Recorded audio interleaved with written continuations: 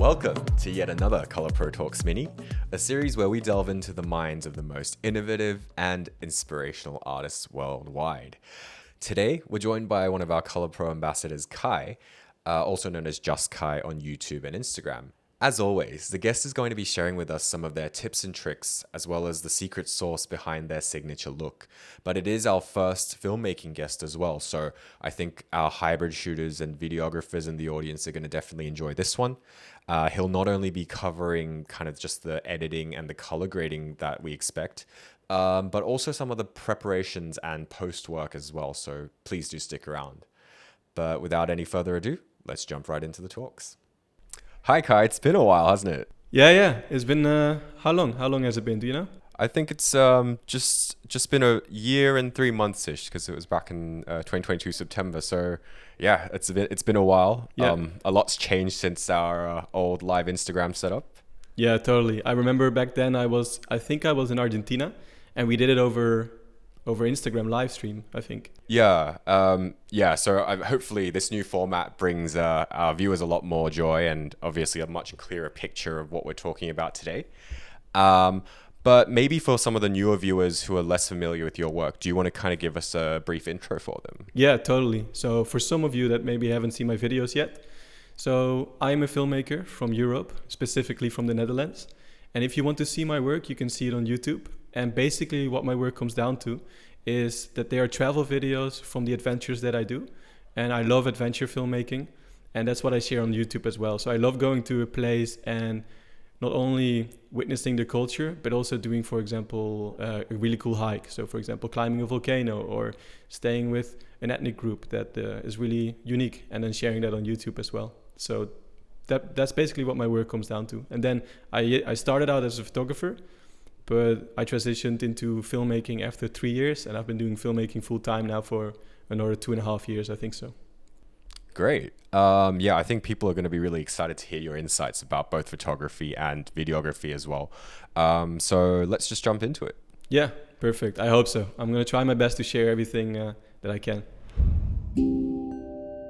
Yeah, so obviously you're most well known for your travel films, and that's a huge genre on YouTube. Could you kind of walk us through some of your filming processes? So like, are you shooting by yourself, with a partner, or like any key tools that you use to kind of achieve your great films? Yeah, totally.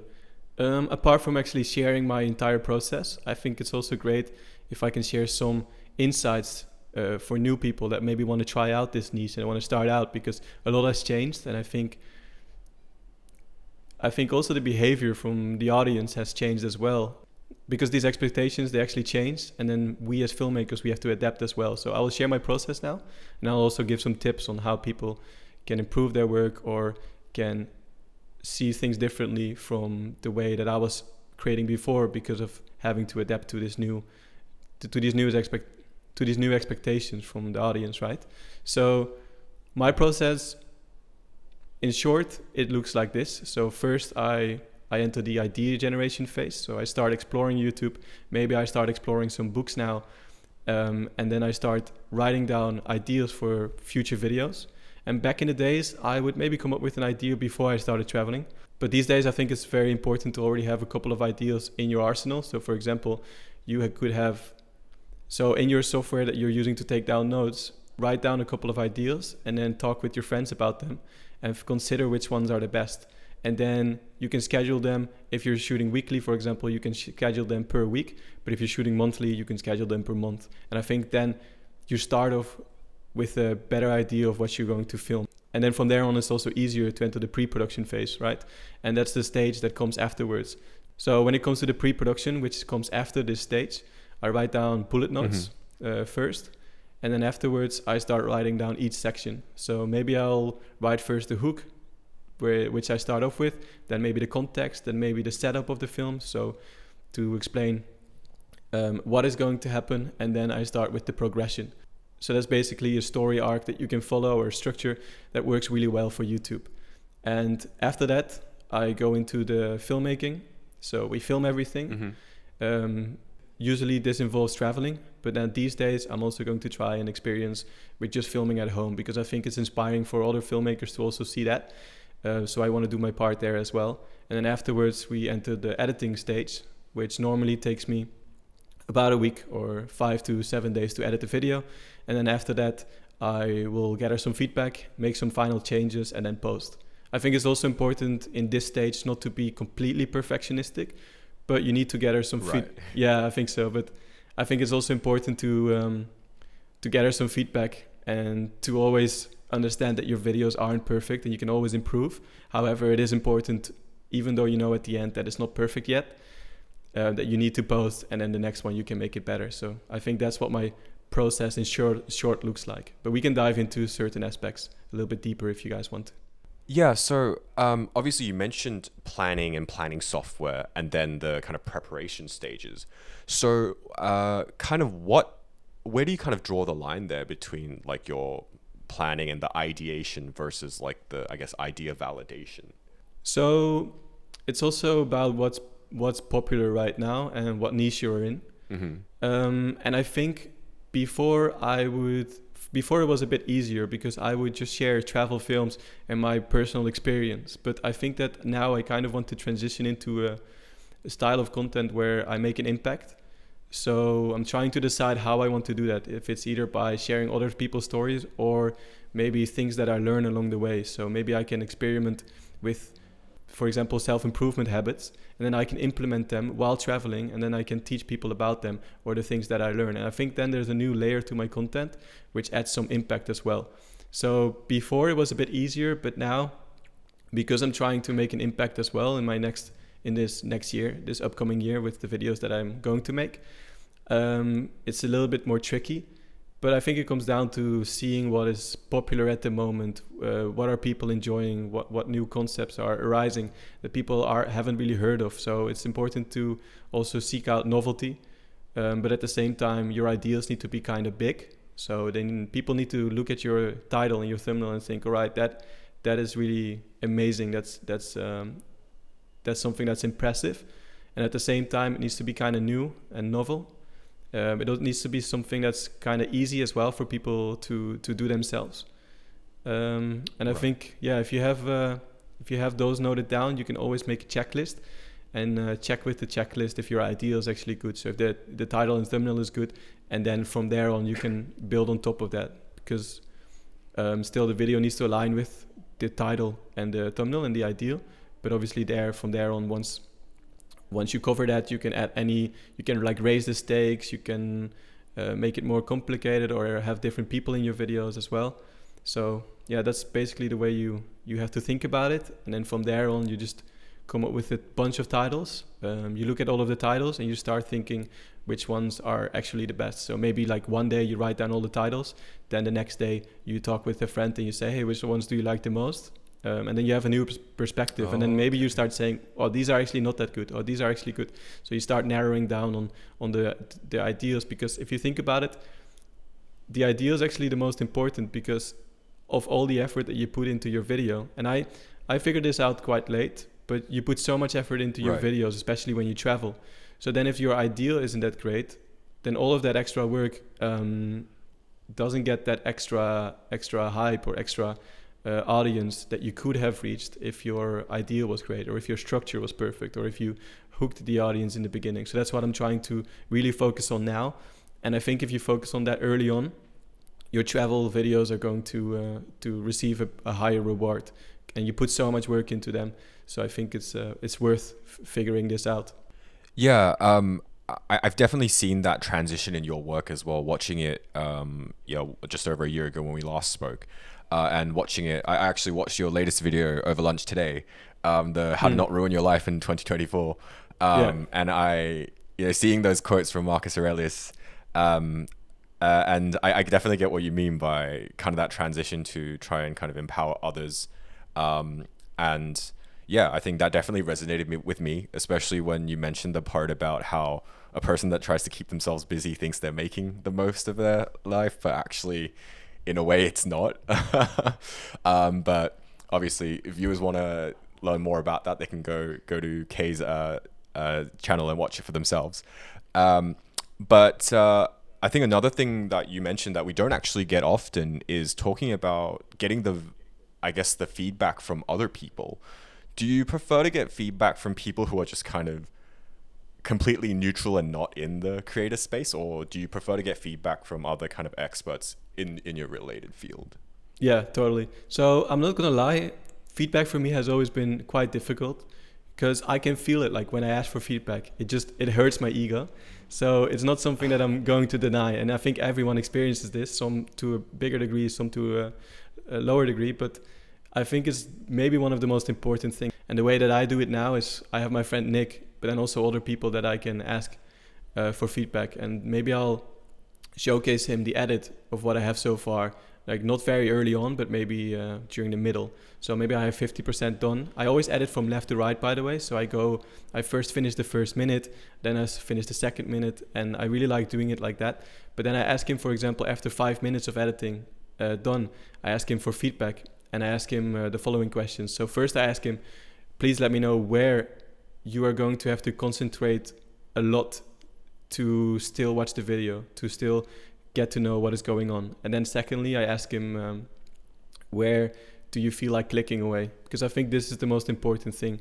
And I used to not do this, but this is what I'm doing now. And I think this is what is going to help me to improve my videos over the next months. Because if you think about it, when someone wants to click away, they will click away because it's just how we work. And that's when YouTube starts noticing that your video isn't as interesting for people anymore. And this is also what's going to affect your watch time and the average view duration. So I think that's important, and hopefully over the next months I can really improve my video still, doing it like that.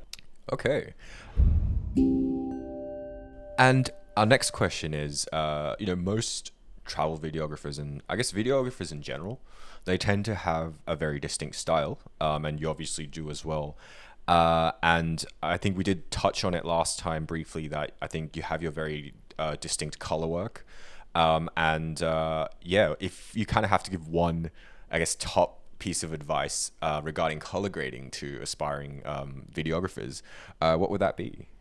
Yeah, so if you, for example, think that your colors aren't as great yet as people that you look up to, or people that color their videos really well, or the movies, then one of my biggest tips is to screenshot their videos or screen record their videos, put them in the same editing program as you are editing in, and then start comparing it. So later I think we might go over the monitor and why I love to use a monitor. But if you are using the right color accuracy and you're using the right monitor, it's very important to learn what the actual contrast is visually.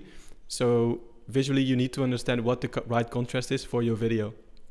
And then what you can do is you can take videos from YouTube that you know have the perfect contrast and the perfect colors, and you can add them to your editing software, and then you can visually start to use this reference slider to see if you are using the same color contrast and the same lighting contrast as they are. And then you can really start to learn how you are doing things right or how you're doing things wrong. So if your image is, for example, more flat, then you will start to notice that. You can also check the waveform in your editing program, and you can notice there if the highlights are higher or the shadows are stronger, and you can start to notice the difference. But what might, for example, also happen is that maybe your videos are too dark and then the highlights are too low, so you can then also see that difference. And I'm not gonna lie, I've used this technique I think for my last video as well, and I noticed that my highlights were actually still a little bit too low, and I changed it, and I'm happier with the color of my last video. So I think that's a genuine, really good tip that people should start implementing. And apart from that, obviously, if you want to really learn the in-depth, I would suggest watching YouTube videos and color grading tutorials. And then if you want to learn like the way that they do it in high-end commercials and high-end movies, I would suggest then getting a course. That's the best way to learn. And yeah, I think I remember like on Instagram when those posts about like famous movie color palettes was very popular, and obviously people source those based on exactly what you just described, which is, you know, grabbing a still from like a movie that they want to reference and then using their NLE to kind of break that down. And yeah, I think what you mentioned absolutely makes sense. It's not just about, you know, like the teal and orange that people really kind of fall into at the beginning, but genuinely seeing like what the palettes are, like where the skin tones are, and the waveforms as the most objective measure. And so kind of you've been in the travel niche for quite a while, and like you mentioned, you've kind of evolved a lot from there. Just your personal opinion, how do you feel about like the current state of the travel video space online? Like, is it saturated now, or is it booming? I know obviously COVID didn't help, but yeah, what are your as kind of a veteran of this space, your general feelings about it? Yeah, so the reason why I am trying to transition a little bit, obviously I still want to travel and I still want to be a filmmaker.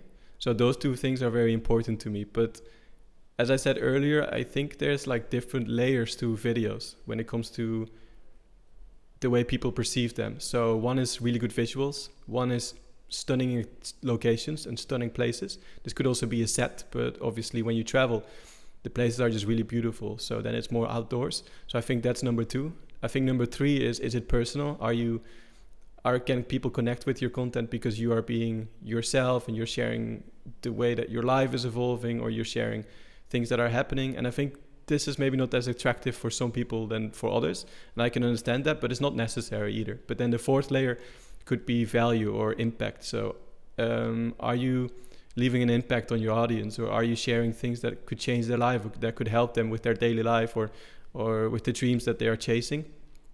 And I think that if you incorporate all of these layers and you're trying to really add them to your videos, I think it's obviously going to perform better. So if you look at traveling, a lot of times it is missing the third and the fourth element, because you are traveling, you're sharing that experience, but if you're not really diving into the culture, or if you're sharing tips on how, for example, someone back home can improve their life based on the way of life of the people that are living in this country, I think you're missing out on the fourth point, and you might be missing out on the third point if you're not really sharing the way that you are changing, or the things that are changing in your life because of your travels, or because you're taking a leap of faith, for example. And I think if you start adding those to your content, I think it will improve massively. And I think when it comes to traveling, it's better to add these layers, because otherwise you're only left with the first two, which is amazing visuals and amazing sets, amazing places. And I think that's still cool, and I think it's amazing.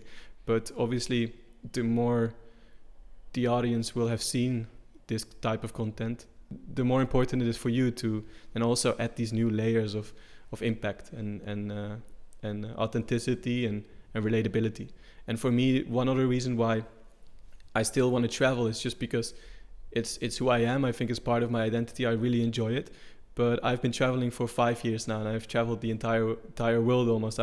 There's not many places anymore that are on my bucket list. So I want to slow down on traveling, and when I travel, I really want to seek out trips that I enjoy, and I think the audience will really enjoy as well. So and then I'm seeking out a new type of content that I can do while I'm at home, and that can still touch on those four points of important things about your videos. And I think also the mix is going to work well, because I can make videos for people that don't necessarily can travel or want to travel, and I can make videos for the people that want to travel and that follow me because of my original content as well. And I think this is also important, because if you think about it, if you only make videos about traveling, it's also less relatable for people, because not everyone has that opportunity, and I think it's a huge privilege that I have.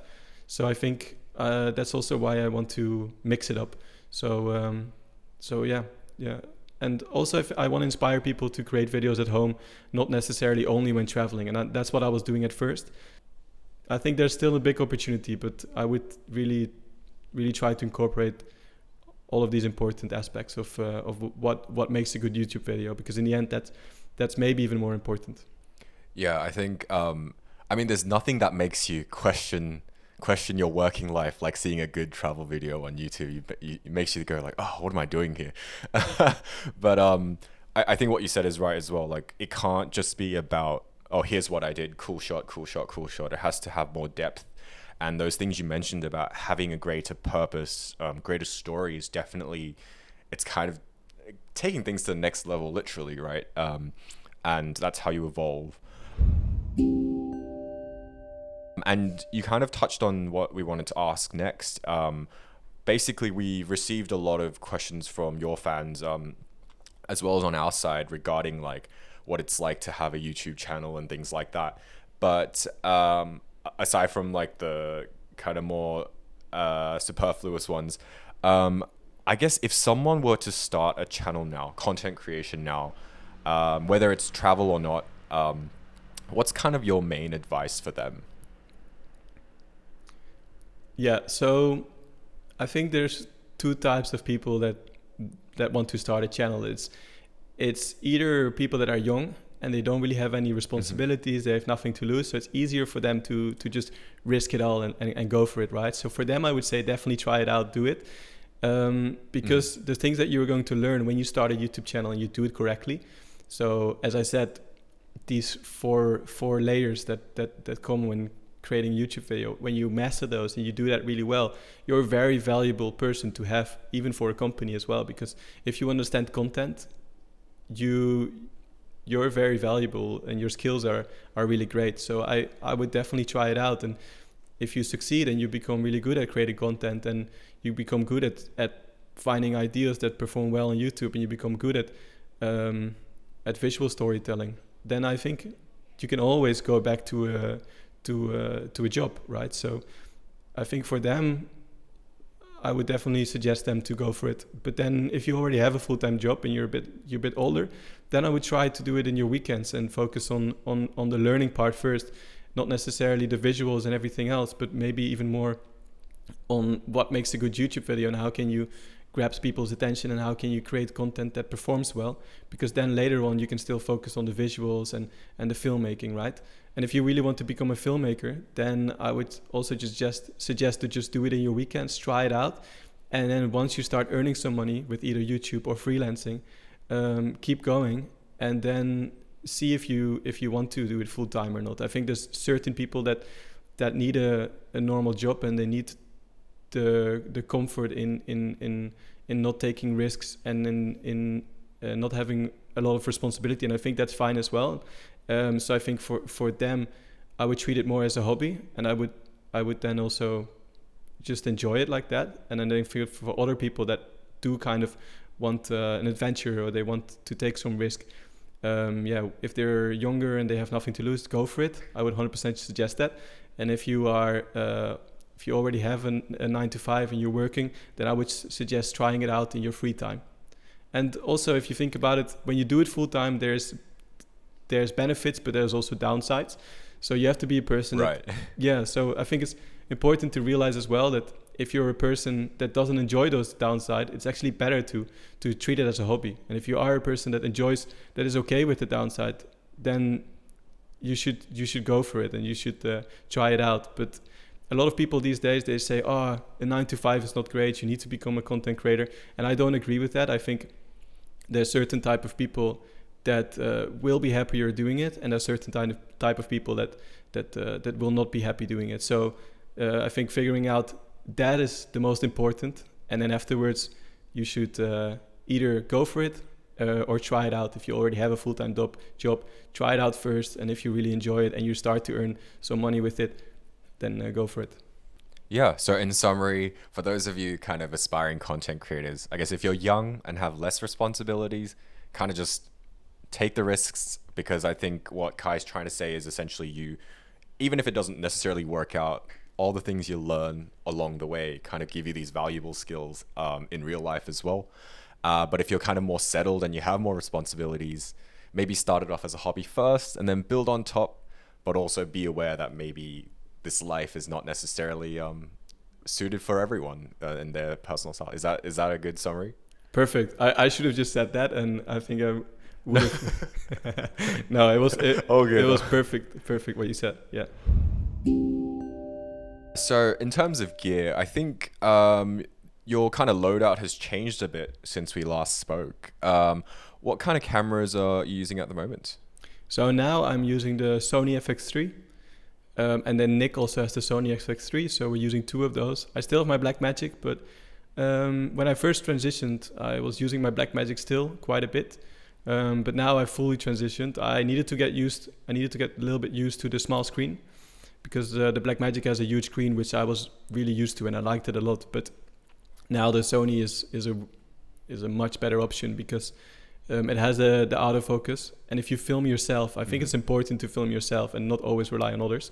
So with the Sony, you can just flip the screen, and you don't have to really work with an external monitor, which I don't really enjoy because it's just a lot of extra work, and you already spent quite a lot of time getting the shots, so you want to keep it as minimal as possible while still trying to achieve that like movie-like look, right? So I think that balance for me is perfect, and the Sony really helps with that because of the autofocus and then the flip screen. Then the battery life is much better as well. The battery life on the Blackmagic is not great, and all of that I think is perfect for me now. Then I have a 24-70 2.8 and a 20-70 2.8, and I'm thinking about still getting a 50 1.2 for like just to bring that unique look to my videos, which because it provides that like extreme bokeh, and I think that's really cool. I know that some movies are actually only shot on like 1.4 1.2, so it's something that I just need to get as well. So I will get that, I think, and then maybe I need still like 100 to 200 for some action shots, just to get really close and make things look faster. But apart from that, I think I'm good, because with the 24-70 or let's say you have a 24-105, you can already get all of the angles almost that you need. So like sometimes it might be good. Sometimes I use, for example, my 20mm to get some establishing shots of like really wide images, just to tell the viewer where the next scenes or the next shots and the particular scene are played out. And then I just go straight into like 35, 50mm, 70mm. So I think that's all when it comes to camera gear. Then I use a gimbal, obviously. I shoot a lot these days on tripod.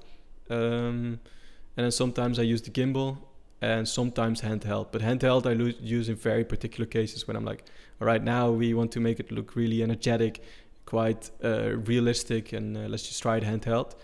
Then, so I recommend having a tripod for sure. And then a couple of accessories that I use is like a diffusion filter, a ND filter. I use macro filters these days, which I really like because especially if you're a beginner, I recommend getting macro filters because you can get them for $10 to $20, and you have a +1 to +10, which basically means how close you can get to the subject. So if you, for example, you have a 70mm, you cannot really come that close to a subject. And then if you add those macro filters, you can get really close, and then you don't have to purchase a macro lens. Plus, you don't have to switch lenses. So I think that's really cool, and for beginners, I highly recommend it because you save up €1,000. And you can still get those macro shots of like the eyes and a book, for example, or like the chain of a bicycle and things like that. And then I recommend using lights. I used to not use lights that much because of traveling, but now I just have a second suitcase with lights because I noticed how much I need them. So yeah, you need like at least 2 lights. And now I'm using a projection mount as well that can imitate sunlight, so sun flares coming in through the windows and stuff, and I'm really enjoying that as well. So I think that's the gear that I recommend using. Yeah, I mean what you mentioned about tripods is a really good point. Like tripods used to be all we had as filmmakers, and then when gimbals came around, suddenly no one's using tripods anymore. But yeah, I think it's such an invaluable tool, especially if you're kind of filming yourself. Even if it's not an expensive tripod, just investing in a sturdy set goes a long way. Yeah. I want to kind of expand on that point though. You mentioned about like traveling with lights. Like for me, when I moved to Taiwan, I sold all my lights and then just rebought it again here because I thought, it's not worth it. But how do you kind of get around that? Are you usually traveling as a pair, or you just have to cop the fee from the airlines with the second suitcase? Or? Now every time I travel, I have to purchase an extra suitcase, and just one suitcase was not cutting it anymore. So yeah, just to have a second suitcase with all of your gear except for your camera and your laptop is I think is really useful. Maybe in the beginning when you travel, you shoot a lot of outdoors, so maybe just having a reflector is good enough. And you don't necessarily need the lights if you know that you're not going to shoot inside. But sometimes when I travel, I know that I have to talk in front of the camera and things like that. So I definitely need the lights, and I'm trying to shoot indoors as well a little bit more than before. So I noticed that I definitely need lights for that. So now, yeah, I just have to, unfortunately, purchase the extra suitcase. Yeah. And you mentioned that you switched from Blackmagic to Sony. I think coincidentally, I think every person that we've had on for these new format talks has shot Sony, as do I personally. But how do you feel about the kind of losing like the Blackmagic RAW kind of features, and then having to move to the S-Log 3? Is it kind of worth the trade for all those extra features like the autofocus, or? Yeah, I think it's worth it. Like, if you're a YouTuber, I think it's basically what you're trying to do and what everyone is trying to do. We're all on a mission to replicate movies in a way. Like, we're trying to replicate movies for the YouTube format, right? Because everyone loves that look. Mm-hmm. And I think that's the mission that we're on. And if you want to achieve that, you need to become very productive when it comes to filmmaking, because you're doing everything that a big set of people is doing, as like 2 or 3 people, or even just by yourself, right? So I think then these features are more important than like the raw capabilities, I think, because I've noticed now that I can achieve the same look as I was achieving on the Blackmagic. There's not a big difference for me in it. So then having to not use the raw format is okay for me. Yeah, I do notice the difference. I think for beginners, color grading Blackmagic is much easier than Sony. But once you get used to it and yeah, you do it well, I think it's perfect. Like, I know, for example, with the S-Log 3, I always have to shoot on the EV of 1.7. Sometimes I do 1.3 or 2, but on 1.7 is the easiest to color grade for sure. And with the Blackmagic, what was a bit nicer is that I was just able to like look at the image and be like, okay, this looks good. So, and then it worked. But now I have to look at the actual numbers and not really at the image. So that's something that I miss. But yeah, it's a minor problem compared to like running out of batteries all the time and not being able to it took much more time. That problem took much more time than this. And obviously one of the headline features of the FX3 that you're using, and the kind of S3 that we're using on our side, is kind of like the slow-mo capabilities in 4K. And that really leads into kind of one of the questions that we receive from the fans quite often. When you're traveling, you're kind of, in most situations, you're in like a run and gun scenario, right? You don't know what's going to happen. You just always have to be ready for the shot. Are you kind of shooting at 24 FPS by default, or are you one of those people that shoots everything in 60 and then slow it down in post or whatever? So I would say that if you shoot in 60 and you slow it down in post, or you speed it up in post, let's say you shoot in 60 and you still want to use 24 frames, that's much easier. Mm-hmm. So maybe if you start out, try like that. But if you want to make it yourself more difficult, but want to do it the right way, then I would say shoot in 24 frames second, and shoot in 60 if you know that you're gonna use slow motion, because in the end, it's going to make you a better filmmaker. Because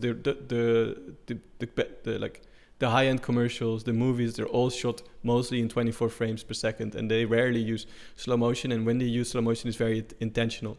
So you, as a filmmaker, you also want to achieve that. And you're going to achieve that the fastest if you make mistakes and learn from those mistakes. So, for example, you shoot in 24 frames per second, but your clip is not long enough. So that's a mistake that once you switch from 60 to 24 frames per second, you're going to make a lot. So you might shoot something for 3 seconds and then start editing. It has happened to me, and you start editing and you think, well, this is not long enough at all, so I should have filmed it for much longer. So you will have to have patience while shooting. Like, some scenes you might want to shoot them for like 10-20 seconds, and maybe all of them, just to be sure.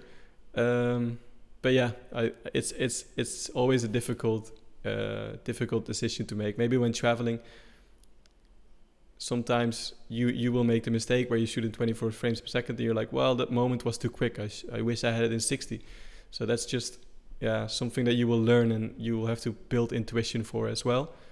But if you're shooting scenes that you know you can control, so let's say you say, all right, I have to shoot a scene where I wake up and I go to the gym, for example, then you are in control of what you're going to film. So then I would suggest thinking about the scene rather than the shots, and then filming as many shots as you can and as many focal lengths and as many angles, because then you're going to be the best of luck. So for example, you think, well, what is actually happening when I wake up and I go to the gym? So you think about what is actually happening when you do that, and then you film that in as many angles and as many focal lengths as possible, and then you will always have enough for your film. So I think if you're in control of the environment, film it like that. And then if you say, for example, in my last film, for example, I wanted to show someone crying. So I said, all right, that shot, I know it's better to film it in 120, because if like a tear drops, falls or something, you want to film it in slow-mo, or if your eye opens. Mm-hmm. So then it's easier to make those decisions. When you're traveling, it's a bit more difficult. So yeah, there you will have to build intuition for it. And sometimes you will miss a move. Sometimes you will miss a moment because of it. But in the end, you do want to have 24 frames per second when you need it. Yeah, like you mentioned, like your intuition is just built on experience, basically. I think it's very tempting to go slow-mo on everything at first, especially if people are using kind of lower end cameras with kind of stronger rolling shutter at 24 FPS. Yeah, I think as Kai mentioned, if you're more deliberate about your shooting choices, you probably won't have a ton of problems, and it really just trains you to kind of shoot it right. And even me personally, like I'm terrible at doing in-hand movements on 24 FPS, so I'll still maybe go to 60 for that. But I think I've also kind of moved away from slow-mo everything to like the 24 full-time kind of. Yeah. Yeah, I think it makes sense. Like, let's say there's not enough movement and you're filming, you wanna showcase a camera, so you're filming a camera with your camera.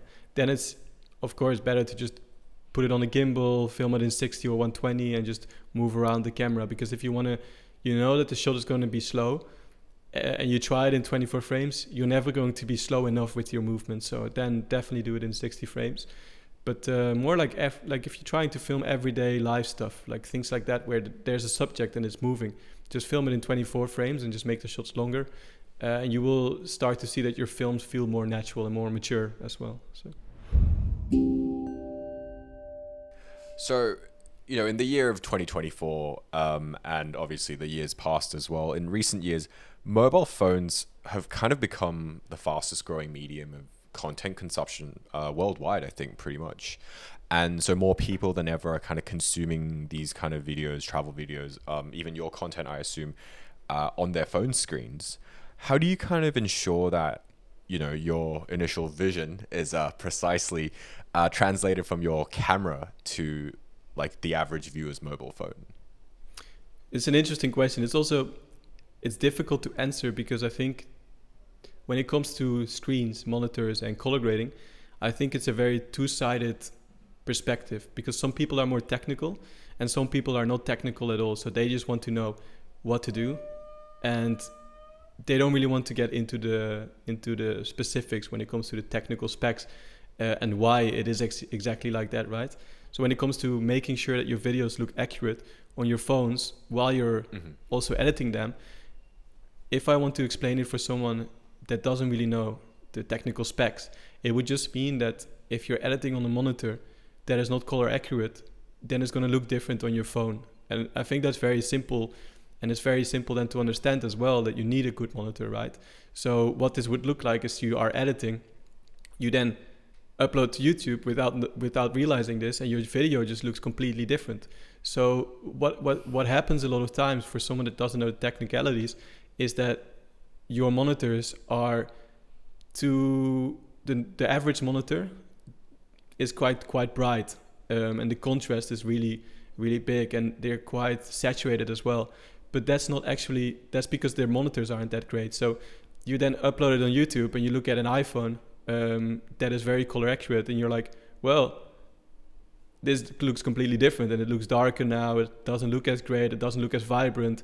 So then you try out a very color accurate monitor, for example the VP2776 that I use, and you edit on that and you're like, wow, this looks way more flat. But that's a good thing because of the specs that the monitor has. And then you start editing on that, you make it more vibrant, you make it more realistic, and then you start using that as an upload, and suddenly you're like, wow, now my colors actually look the same, right? So if you don't really understand the specs, so what that means and what you need to look for is that you need a monitor that is very color accurate and it has a wide range of colors. And I think the VP2776 does that. And you can really notice it when you start using that compared to just your Windows screen or your Apple screen, your Mac screen, or your laptop screen. And then you start noticing the difference. And that's why it's so important. Yeah, and I think, all creatives have this kind of situation where they're trying to, when you first discover that color accurate monitors exist, you have a crisis like, oh, everyone's looking at it on a different screen. Then do I also need to edit on a good screen, or do I edit on a crappy screen so it looks like everyone else's phone? But I think you kind of hit the nail on the head there by, at least if you have the clearest objective view in front of you, and not the over contrasty, over saturated view, at least you know that what you put in there is correct. And then, everyone's going to see it slightly differently, but they have the cleanest, most accurate source material to view as well.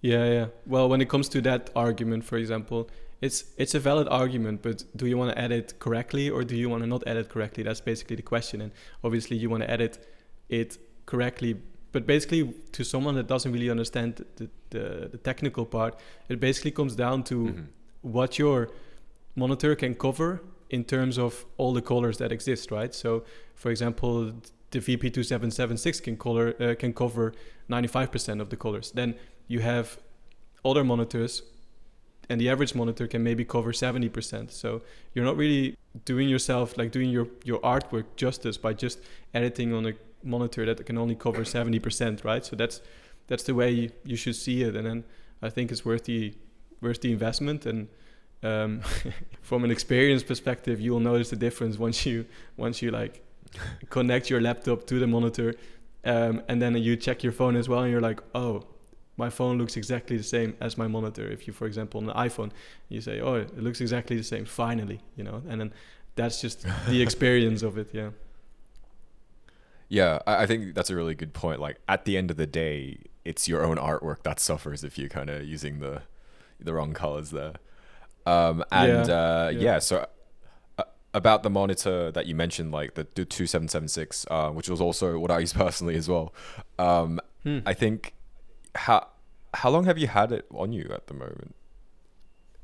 I think yes, for 1.5 years. I think 1.5 years. Yeah. Right. And how would you say it's kind of affected your workflow personally?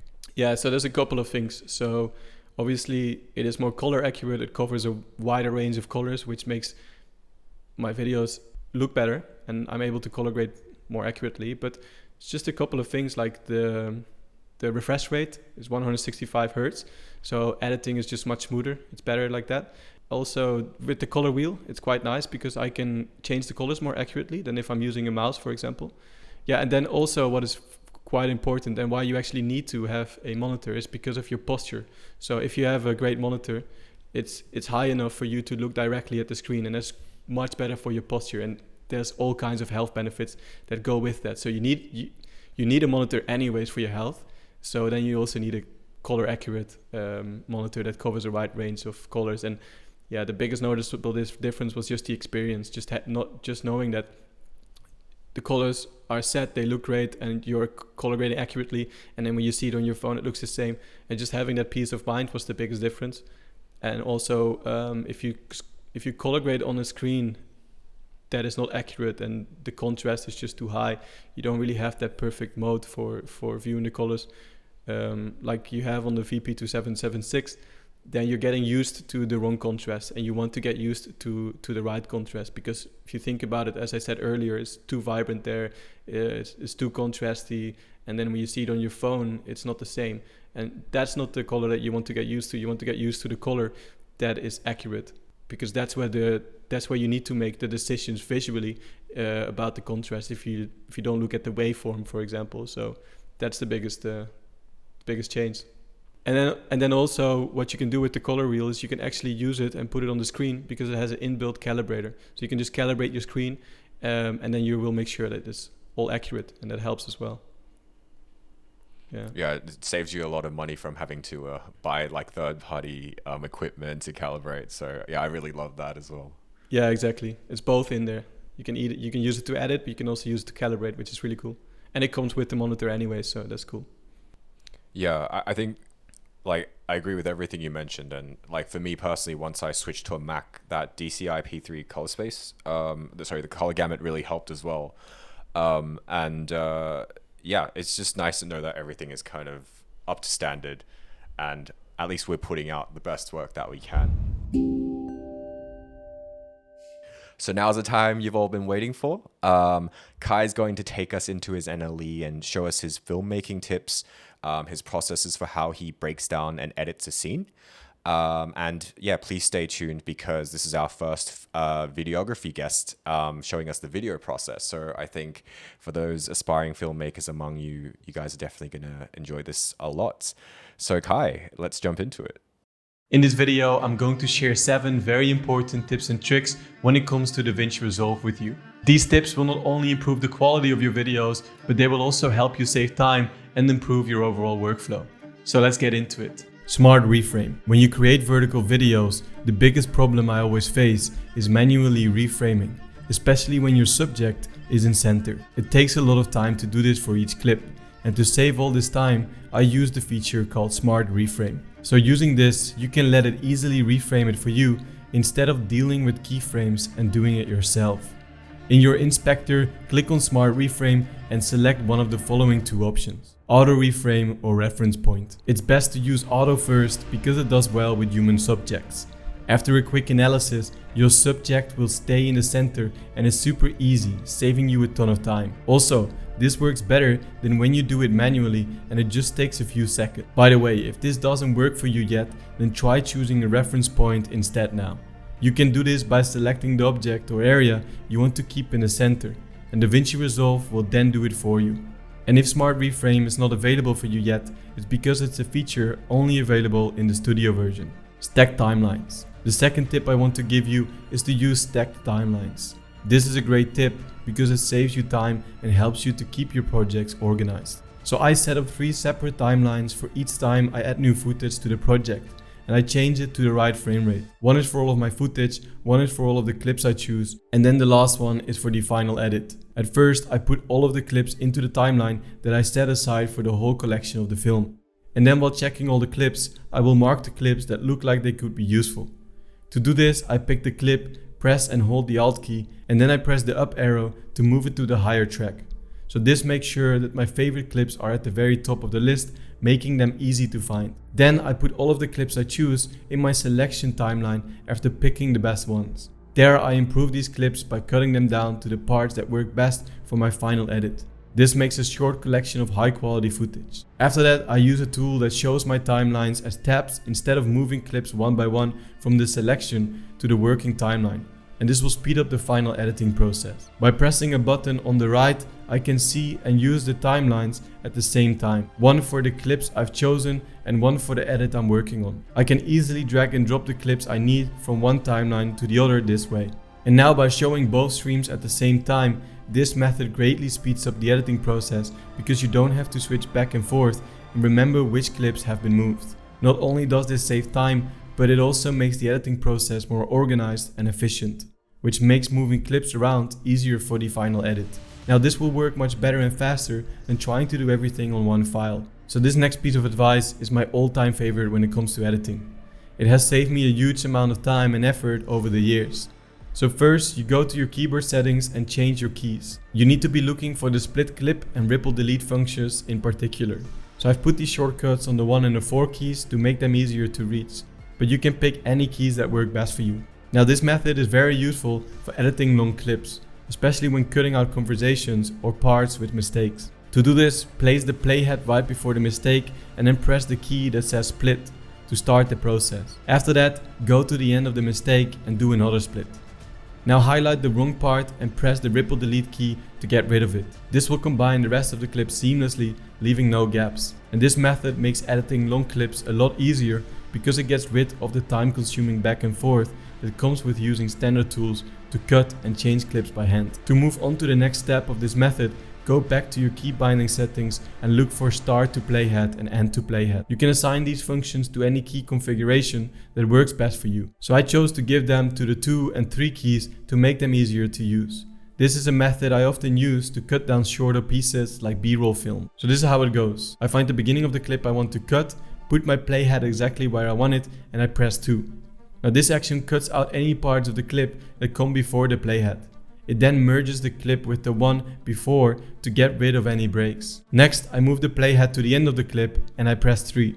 This cuts off everything after the playhead, connecting the parts perfectly. Keep in mind that these tools will cut through any clip below the playhead if you don't choose a specific clip first. So make sure you've chosen the clip you want to trim before you make any other changes. So by binding these 4 keys next to each other, I can easily use them with one hand while using the other to move the playhead. This method cuts the time it takes to trim your clips by a huge amount, which completely changes how fast you can edit. And to save time, I think you should implement this as well. Now let's go over the color stabilizer. So the studio version is the only way to get the amazing feature called color stabilizer, which is used to fix clips where the exposure changes suddenly within a shot.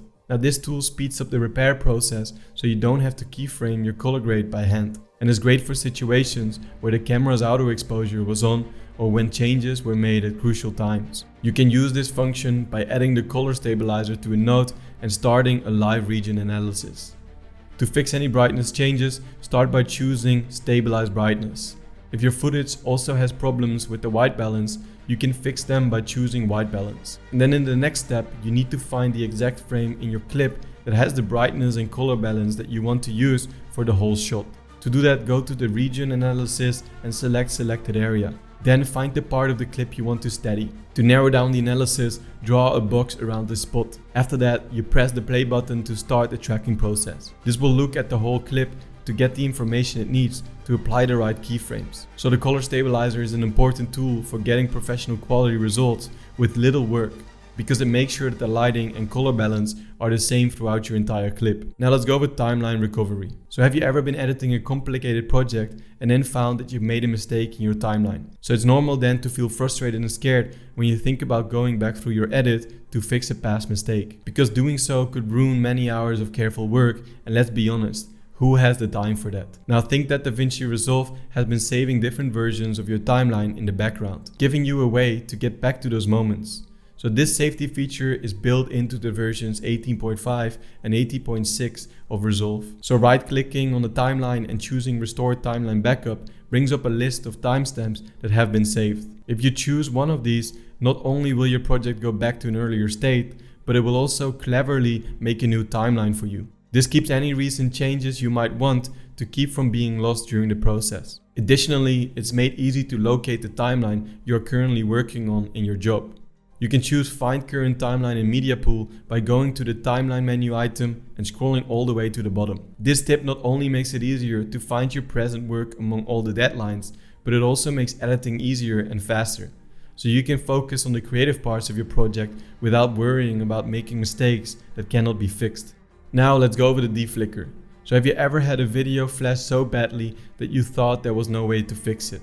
And this is where the deflicker tool of DaVinci Resolve comes in, which is the best way to fix shots that looked like they will never work again. So for example, if there are flashing lights in a time lapse or strange bugs on your screen, this tool is made to fix them all quickly and easily. You go to the deflicker effect and you use it on your clip. You might have to play a little bit with the settings, but overall it works really well. Then lastly, let's go over the Magic Mask. The Magic Mask feature makes the studio version stand out as a good reason to get it instead of the free one, because it's amazing how quickly and correctly it can separate objects for targeted color grading. Because the Magic Mask is very good at finding the most important parts of your selection. But if it includes something that you don't want, you can quickly get rid of it by making a negative stroke. And then when you have selected the right parts, you can do color grades in targeted areas of your clip. So yeah, those were my 7 tips for now. There's many more on my channel, and I'll hope to see you in the next video. Yeah, thanks Kai so much for sharing all your tips with us. And now it's time for the rapid fire FAQ questions. So yeah, I'll just jump straight into it here. So what's been your kind of most unique travel experience, you'd say, up to date? There's so many. So there's once we went to Tanzania, and Tanzania is actually very very great country. It's amazing, and people are very kind, and it's such an amazing experience. But then there's also one ethnic group, which they are called the Hadzabe, and they live kind of isolated from everyone else. So they are kind of isolated from everyone else, and the government kind of protects them because of that. Because I think they know what phones are and what cars are and everything, but they don't really care. So it's really an interesting experience to go there, because it's really cool. Like we arrived there and they came to us and they were super excited. And the funny thing is that that they are the only people in Tanzania that can smoke marijuana. So yeah, so we said, well, how can we make it so that they like us more? Is there any present that we can give them? Because we like to do that just to make the experience more fun anywhere we go. And so we went there and we said to him, he said, well, you can buy one thing for them. So you already know what we gave him cash for to buy, right? So we arrived and they completely loved us because of that. So they were like, wow, thank you. But they don't speak English. They have a really interesting language. So they make like a click, like, and then they talk. So they came up to us and the only word that we knew was Coco, which meant friend. And they came up to us and they were like, Coco, come. So we came with them and we sat around the fire, and it was just a really crazy experience because they live isolated from everyone else, and that's why they're not modern, because Tanzania, as I said, is very modern. And you then go with them and you start hunting with them, and that's the first thing we did. And they hunted 2 little small monkeys, and then they took them back afterwards. So then we returned, and what they did is they just threw the monkeys on the fire, turned them around and started eating them, and they ate everything. So I think also the brains and everything. So it was a really crazy experience, but we had our guide that spoke their language, and we could ask them questions, and just based on the answers, it was just really cool to experience, like things that in modern society are things that we can really understand, are very normal for them, right? So one, for example, was that they are all within relationships, and they change partners all the time. And one interesting fact was that the woman decides who she is with based on how much they have hunted in the past. So the person that has taken home most of the monkeys or most of the deers or whatever they then catch is going to get the wives that decide to go with him. And then I asked, like, is there any jealousy? And they said, no, there's no jealousy at all within them. So that was a really amazing experience and a big, an interesting thing. And now, like, for example, they like eat everything with the hand and they sit on the ground and stuff like that. And I'm like, oh, that's actually pretty cool. So now I sit, when I'm home, I sit on the floor and I eat with my hands as well. Oh, wow. No, I'm joking. I mean, I believe it based on your extensive travel experience. No, I just wanted to mess with you for a second. No, but it's really cool to witness all of that, and it does make you think, like, all of these rules that we have here about, like, eating with the fork on the right side. It's like, what does it actually mean? So that's a trip that made me ask a lot of questions, and was really fun. Right. So I guess you really obtained like a global perspective in that way. Yeah. Does the tribe speak a different language to, I guess, what they speak in suburban Tanzania? Awesome. So the next question is, could you share with us maybe a memorable or humorous moment during your travels where maybe things didn't necessarily go your way? That's funny. Actually, not really. Like, I've heard from people that they were robbed and that they were maybe threatened and things like that. A couple of people, but it never happened to me. And there's never been like an uncomfortable moment or anything like that. Maybe one interesting moment was while we're traveling through Mexico, through very like a poor area. Suddenly there were 2 kids on one side of the road each, and they suddenly pulled up a rope, and we had to brake very, very hard. And then we were like, whoa, what is this? And so they would stop you with the ropes, they would stop tourists, and then they would ask for money. So that was very interesting, but like that's not even that uncomfortable. But it's just interesting things like that, but not really anything dangerous or things like that. But I also think it's because we're always like maybe 3 or 4 guys, and then I think that might be the case as well. Also, I think that we go for sunrise, we shoot quickly, and then we go back and we rest, and then we shoot sunset. So we're not really out in the streets late at night, and if we are, we don't have our gear. So I think what could happen is that maybe you get robbed at your Airbnb, and I think we're just also very lucky that has never happened. So I take some precautions, like not sharing the Airbnbs while I'm there, and I do it later just in case. You never know, but nothing crazy happened. But yeah, it reminds me of like 2 other things that I experienced, which I always think of. So it was like the experience with the ethnic group, the Hadzabe, but then one other experience was just seeing the Northern Lights in Norway, which was really cool. Obviously, you see them sometimes on videos and you think, well, I'm sure they're not that strong in real life, but they are. And it's such an experience, and you really feel it, and you're like, wow, this is incredible. And you start shouting. We were five friends, and we all started shouting.